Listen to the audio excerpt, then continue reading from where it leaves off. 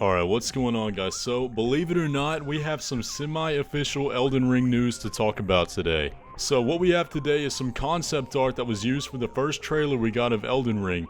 And what it is that blacksmith character we see in the trailer hammering away at something. And make sure you stay to the end because we have even more mythology that's going to be very similar to this concept art. And I really want to get into that, and I hope you guys stick around for that. But before we get started guys, make sure you subscribe to the channel to stay up to date with all the latest Elden Ring information, and for some other cool Souls videos. But I don't want to waste any time getting into this, let's go ahead and get straight into the information.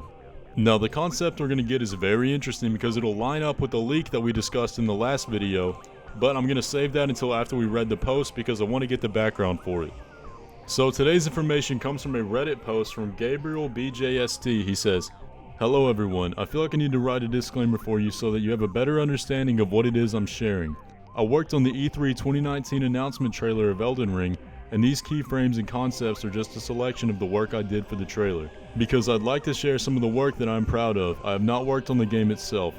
Digic Pictures was responsible for a part of the E3 announcement trailer, the part with the figure hammering in the darkness. This was my first project at Digic Pictures, and I made these concepts 2 years ago back in January 2019.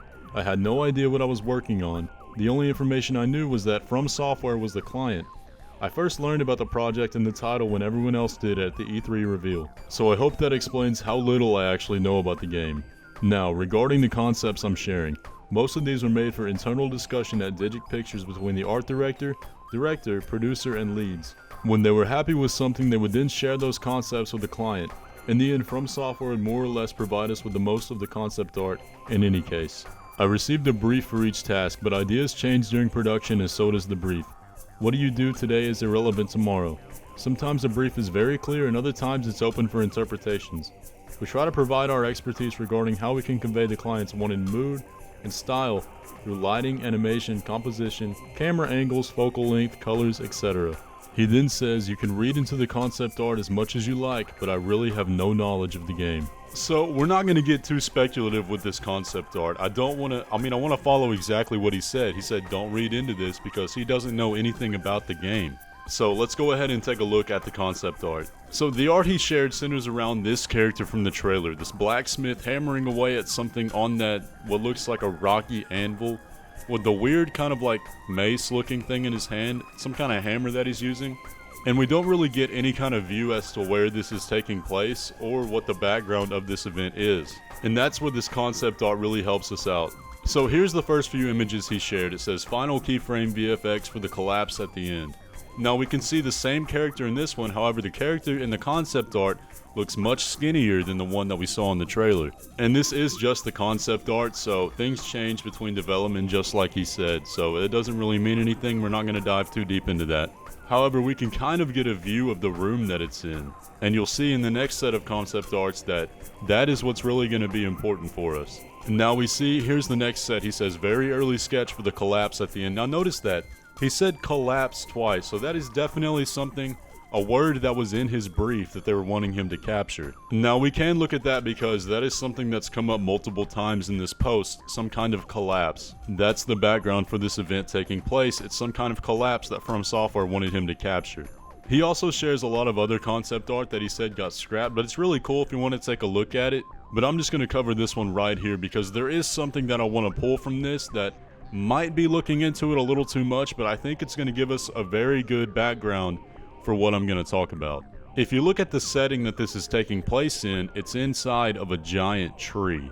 If you remember from the trailer, the final version of this project, we actually can't see the room that this is taking place in, so take this with a grain of salt. However, in the concept art, we can clearly see that this is taking place inside of a tree. So why that's important is that in the last video we covered that leak suggesting that the world is going to be based off of Yggdrasil, or the world tree from Norse mythology. And there is also a legend in Norse mythology that tells of a blacksmith who forged weapons from an actual dying star. And if you look at the trailer, there are a lot of like sparkles going off of it that could be stardust. I think they're pretty obviously drawing very heavily from this legend. In Norse mythology, the legend tells of two dwarves, Brokkr and Atri, who could forge the finest objects in all of Asgard. And there is literature that suggests that their forge was powered by a dying star, so that it would never grow cold. They forged many great objects for the gods, including Mjolnir, Thor's hammer. But among the objects they forged, there was a special ring. The ring was called Dropnir, and it was a holy ring of gold that every 9th night would multiply itself, providing more rings of gold and infinite wealth to its wearer. Now, I'm unable to find much other reference to the ring itself aside from the time of Baldur's death. Now, Baldur was Odin's son, and the text says, Odin laid upon the pyre the gold ring called Dropnir. This quality attended it, that every 9th night there fell from it 8 gold rings of equal weight. Now, I do find this very interesting, and it does seem that they are drawing upon this legend. I don't want to suggest that we can verify any aspects of the Elden Ring itself, or that the Elden Ring is Dropnir. I just think it's very interesting that these similarities keep popping up between the mythology and the trailer for Elden Ring that we saw. And it does seem to confirm the leak about this being based on Norse and Celtic mythology. But that's about as far as I want to go with the speculation in this video. I hope you guys enjoyed, and I hope you guys are getting excited for Elden Ring. New things seem to be popping up every day now, and I think it could be very soon when we start to see something official. But that's pretty much going to do it for the video. I hope you guys enjoyed, and I'll catch you in the next one. I let her test drive out in the west side. She get my best side. Girl, I know you see it coming on your timeline. You're just like fine wine, hit on my line.